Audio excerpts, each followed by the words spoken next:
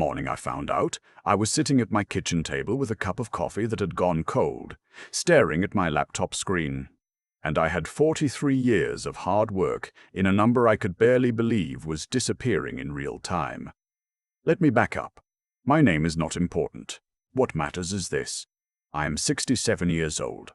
I spent 4 decades building a small but profitable commercial flooring business in the suburbs of Columbus, Ohio, and I have 2 children. My son Philip is 34. He works in supply chain logistics, pays his own rent, calls me on Sundays, and has never once asked me for a dime he didn't earn. My daughter, Amber, is 31. She married a man named Troy 5 years ago, and from the week they got back from their honeymoon, I became less of a father and more of a financial institution. I want to be honest with you, the way I wish someone had been honest with me 20 years ago. I created this problem. I know that. Amber's mother, my wife Patricia, passed away when Amber was 16, and I spent the next decade overcompensating in every way a guilty, grieving father can overcompensate. Private college, fully paid. A car when she turned 22. First and last month's rent when she and Troy got their apartment. A credit card on my account for emergencies, which I set up the month after the wedding because Troy had lost his job, and I told myself it was temporary. That was 4 years ago. Troy had not held a steady job since. The card had a $5,000 limit when I set it up.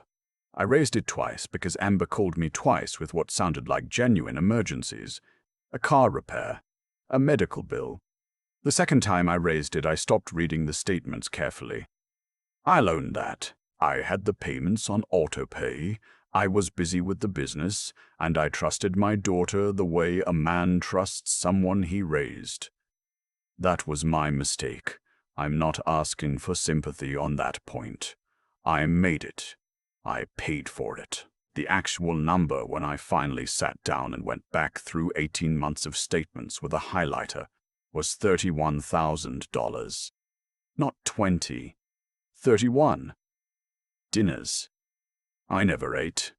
Weekends at bed and breakfasts in the Finger Lakes. Concert tickets. A weekend in Nashville, for what I later learned was Troy's brother's bachelor party. Subscription boxes. A leather sectional sofa that I saw in the background of one of Amber's Instagram photos and recognized as something that cost north of $3,000. Spa days. A golf simulator for the apartment. A golf simulator. For a man who, as far as I knew, had never played a round of golf in his life. I didn't call her right away. I'm telling you that because I think it matters. The first instinct I had was to call her, and I put the phone down. I made myself a fresh cup of coffee. I walked around the house for about 20 minutes. I looked at the photograph on the mantel from Amber's college graduation, the one where she's beaming and I've got my arm around her shoulders, and Patricia's parents are standing off to the left, and I thought about the version of that girl and the version of the girl who'd charged a golf simulator to my visa. I called Philip instead.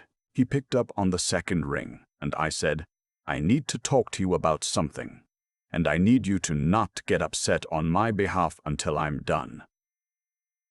He was quiet for a moment, and then he said, Okay, Dad, go ahead. So I read him the numbers, not the whole list, just the total, and a few of the line items that I thought captured the full picture. The leather sectional, the Nashville trip, the golf simulator. There was a very long silence. How long has this been going on? He asked. 18 months that I can verify, I said. Possibly longer. I didn't go back further. Another silence. Then, carefully, what are you going to do?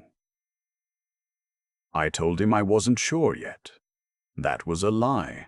I had a pretty clear idea by that point. But I wanted to sit with it for another day before I said it out loud. That night, Amber called me. Just a regular call, the kind she made every week or two, chatty, light, no particular agenda. She talked about a show she and Troy had been watching.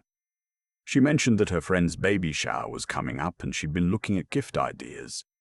She asked how the business was doing. She sounded like my daughter. She sounded completely normal. I answered her questions and laughed at the right moments, and when we hung up, I sat in the dark for a long time. I want to tell you what I decided and why. I could have called her and confronted her directly. I could have cancelled the card that night and sent her an email explaining why. I could have asked her to come over for dinner and laid the statements out on the table. Any of those things would have been reasonable. But I had been reasonable for 4 years. I had been understanding and patient and generous, and I had watched my daughter grow further away from accountability with every passing month. And I had done nothing because I told myself it was complicated, because she'd lost her mother young, because Troy was difficult and I didn't want to make her life harder, because I loved her, and love sometimes makes you a coward. I was done being a coward. What I knew was this. Amber and Troy had been talking for months about a trip to Scottsdale, Arizona. A resort called the Phoenician. She'd mentioned it to me twice. Once casually, once with more detail, describing the pool, the spa, the golf course that Troy supposedly wanted to play. I had smiled and said it sounded lovely, and I had not thought much more about it. But after I went through those statements, I pulled up my email and found what I was looking for. A confirmation email I'd been copied on when Amber had booked a resort package through an Expedia account connected to my card. She hadn't even hidden it. The booking was for 5 nights, 2 rooms, one for her and Troy, one for Troy's brother and his wife, 4 adults. 5 nights at the Phoenician, which runs somewhere between $500 and $800 a night depending on the room, plus the resort fees, plus the rental car she'd also put on my card, plus the spa credits she'd pre-purchased as part of a package deal. The total came to just over $19,000. They were scheduled to leave on a Thursday morning, direct flight from Columbus to Phoenix. I had 12 days. I did not cancel the reservation. I did not call Amber. I did not do anything that would have tipped my hand. I went to work every morning. I came home. I made dinner. I watched the news. On the inside, I was doing a lot of quiet, deliberate work. First, I called my accountant, a woman named Beverly who has handled my business finances for 20 years, and who, when I explained the situation, said nothing for 3 seconds and then said, "Tell me what you need." I told her. She had documents ready within a week. Second, I called my attorney, a man named Dale, who I've known since our kids were in Little League together. I explained what I was looking at and what I was considering doing, and he told me it was clean and legal and that I should feel no hesitation. Third, I called Philip. I told him the plan. He was quiet again, the same way he'd been quiet when I read him the numbers. Then he said, "Dad, are you sure?" And I said, "I've never been more sure of anything in my life." He said, "Then I'm with you." The Thursday morning came. I was up at 4:30, not because I'd set an alarm, but because I'd barely slept. I made coffee. I sat in the kitchen and I thought about Patricia. I do that sometimes when I'm facing something hard. I talk to her in my head like she's still in the room. And I thought about what she would have said. Patricia was not a soft woman. She was kind, deeply kind, but she believed in accountability the way some people believe in religion. She would have handled this years ago. She would have been gentler about it than I was, probably. But she would have handled it. At 5:15, I opened my laptop and pulled up my credit card online. The flight was scheduled to depart at 7:40. I knew from the confirmation email that it was a direct flight, 2 hours and 45 minutes, landing in Phoenix around 10 local time. I waited. I waited because I wanted to be absolutely certain they were in the air. I wanted there to be no possibility of them turning around, no opportunity for Amber to run back to the apartment and get her own card and think she'd fixed the problem before I even got started. I wanted them to be 30,000 feet over the desert with no options and no recourse, and a long, quiet flight to sit with what was about to happen. At 7:50, I opened the account dashboard and removed Amber as an authorized user. Then I called the card's customer service line and reported unauthorized charges and requested an immediate freeze on all pending transactions. The representative was efficient and professional. The whole call took 9 minutes. Then I pulled up the Expedia booking reference, and, using the account credentials that were legally mine, I canceled the hotel reservation. The cancellation policy for the Phoenician at that booking tier was a 48-hour advance notice requirement for a full refund, which meant that at less than 3 hours before check-in day, there would be no refund. The $19,000 was gone. I had been prepared for that. It was, I decided, tuition. I canceled the rental car reservation through Enterprise.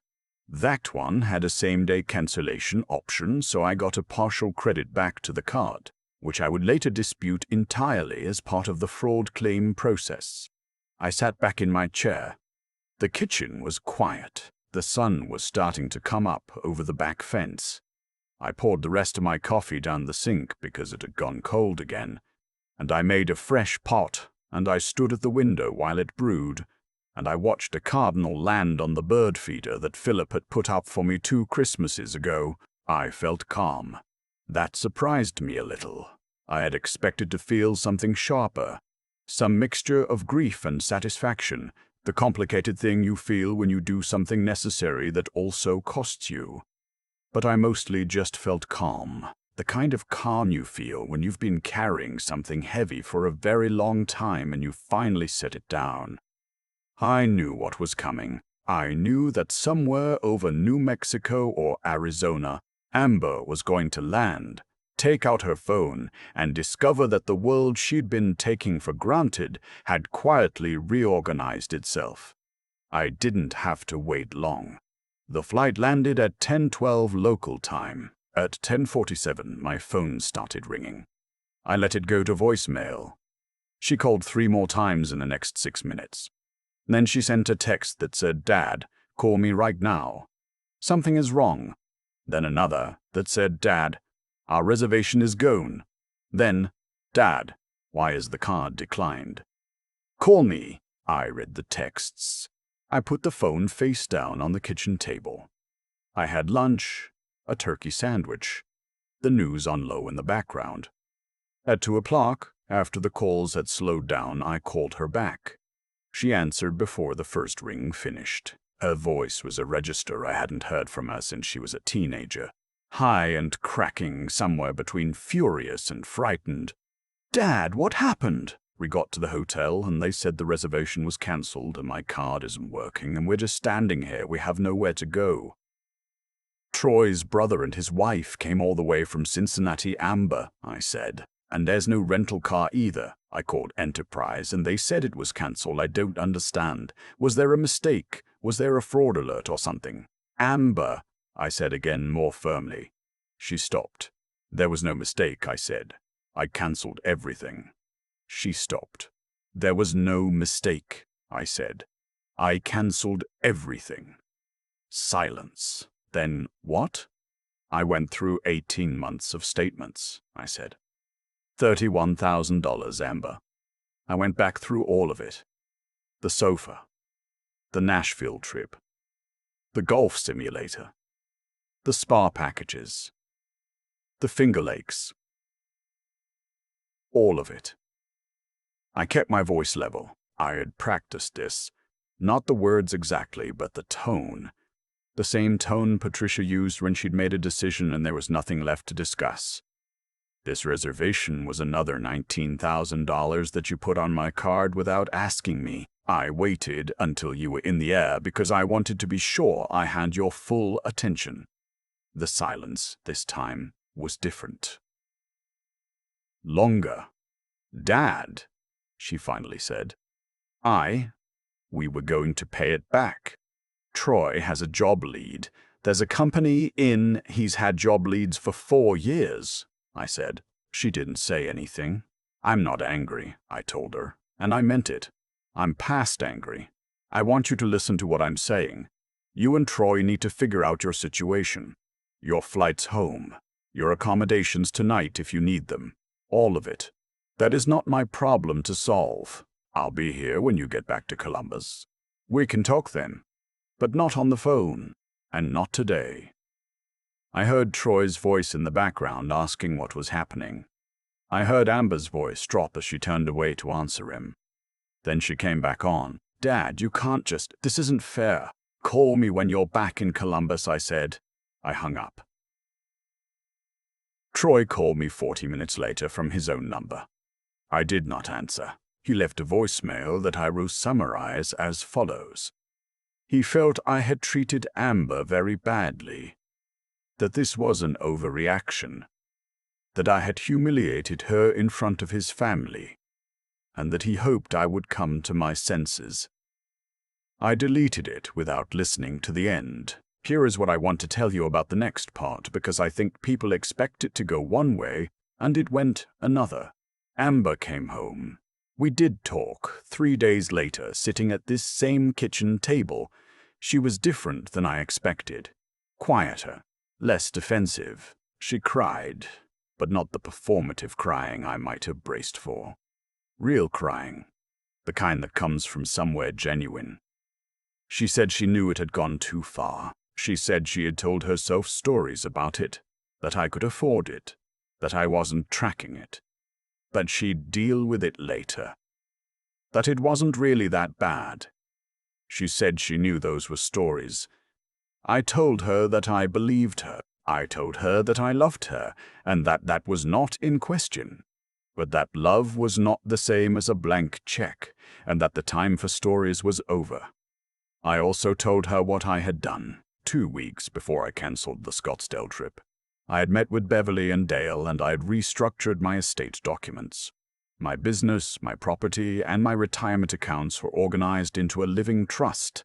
Philip was named as the primary beneficiary, 55%, with a detailed letter of instruction about how I hoped the assets would be managed. Amber was not removed entirely. She received 45%. But the disbursement was structured through a discretionary trust, meaning a trustee would control when and how funds were distributed, based on demonstrated financial responsibility and specific life circumstances. There would be no lump sum access. Troy, as her spouse, had no claim on any of it. She was quiet for a long time when I explained that. "You did all of that before you cancelled the trip," she said. "Yes," I said. "You planned this." "I prepared," I said. "There's a difference. I planned nothing cruel. I prepared something fair." She asked if there was any chance I would change it. I said that the structure would remain in place for a minimum of 5 years, at which point I would review it with my attorney based on circumstances, what those circumstances needed to look like. I told her she was smart enough to figure that out on her own. She sat with that for a while. Then she asked about Philip, whether he knew.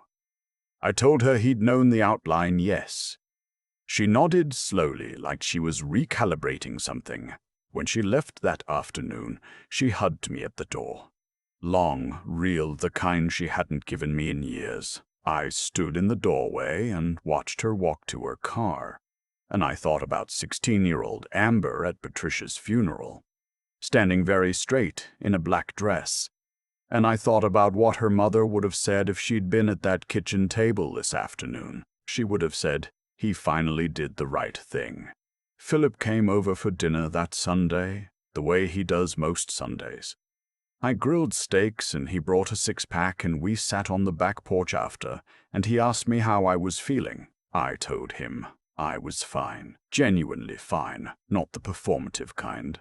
He nodded. We watched the yard go dark. After a while he said, "You know she's going to be okay, right, in the long run?" I said I knew that. I believed it. I'm 67 years old. I've buried a wife and run a business and made more mistakes than I can count.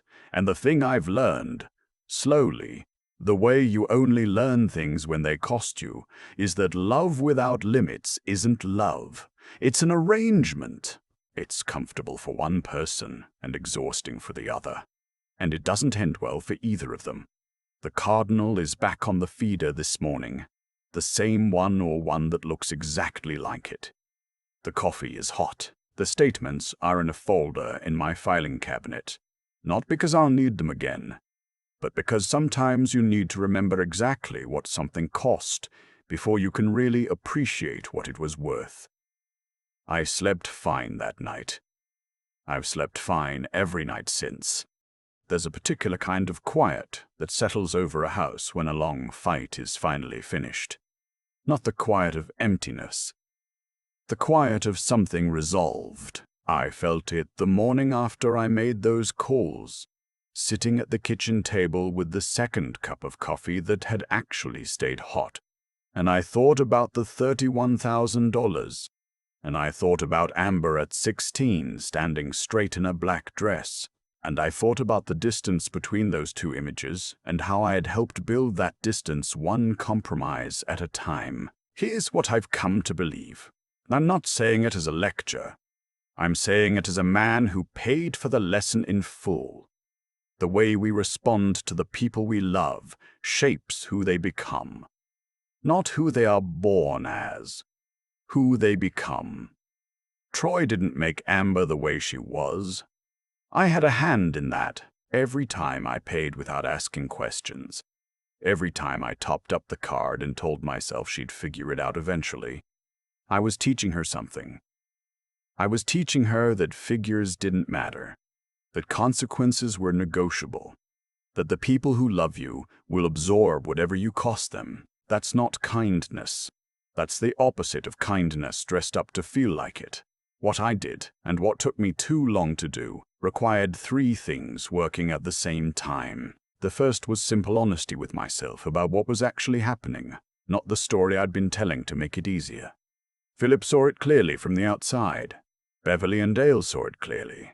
I was the only one who kept adjusting the frame so the picture looked less bad than it was. Clarity is hard when you love someone, but without it, nothing else works. The second thing was the willingness to think past the immediate pain. It would have been easier to call Amber the night I found the statements and say exactly what I felt. I would have said too much, too hot, and she would have defended herself. And Troy would have gotten involved, and nothing would have changed. Instead, I took 12 days. I met with Beverly. I met with Dale. I restructured the documents. I waited for the right moment. That kind of patience, the kind that serves a real purpose rather than just avoiding confrontation, doesn't come naturally to me. I had to choose it deliberately, every day of those 12 days. The third thing was the hardest. It was the willingness to let her land in a city with no hotel room and no rental car and no easy rescue, knowing that I could stop it, knowing she was going to be scared and angry, and doing it anyway, not out of cruelty, out of the understanding that some things cannot be learned any other way. Philip turned out the way he did not, because he was handed less, though he was, but because the limits were real and he learned to work within them. Real limits build something in a person. They build the part that knows how to handle difficulty without falling apart. I had stolen that from Amber for years by making sure she never had to face a real limit. She hugged me at the door when she left that afternoon. I don't know what the next 5 years look like. I don't know if the trust structure will change or stay. I know that she cried real tears and said real things, and that somewhere underneath all of it, the daughter I raised is still there. I'm 67. I've got time to find out.